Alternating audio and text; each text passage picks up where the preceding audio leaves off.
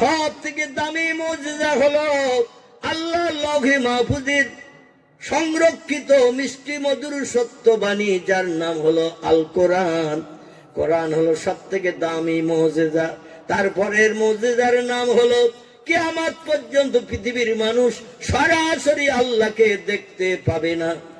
মান আমানা বিল্লাহ ওয়াল ইয়াউমিল আখির, আল্লাহ বলেন ও আমেলা সলেহান, তিনটি কাজ যদি পাকাপাকি করে নিতে পারো, ফালাকুম আজরুহুম ইনদা রাব্বিহিম, তোমাদের পুরস্কারে বিবেচিত করা হবে, উত্তম অনুদান তোমাদের দেয়া হবে।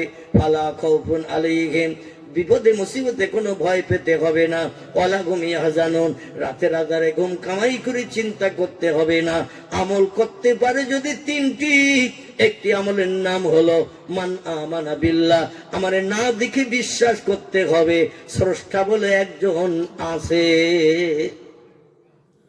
আপনাদের কাছে জিজ্ঞাসাবাদ করি, কে কতবার আল্লাহরে দেখেছেন? একটু হাত তোলেন দেখি।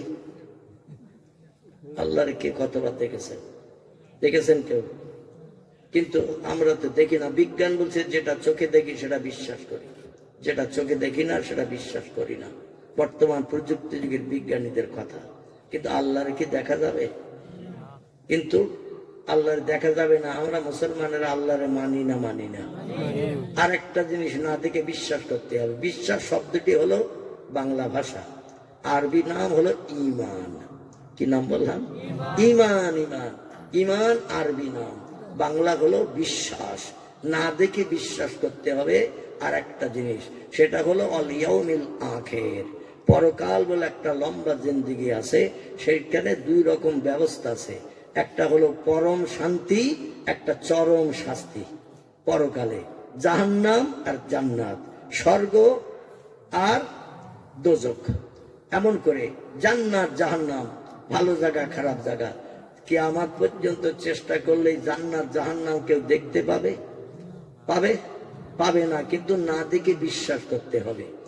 এটা হলো ঈমান, এর নাম হলো ঈমান।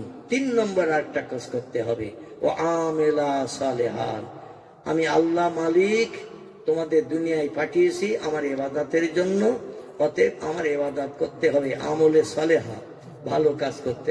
ভালো কাজ করলে কোটি কোটি কোটি কোটি বছর আমার জান্নাতে সুখ ভোগ করার সুযোগ পাবে। জোরে বলুন সুবহান।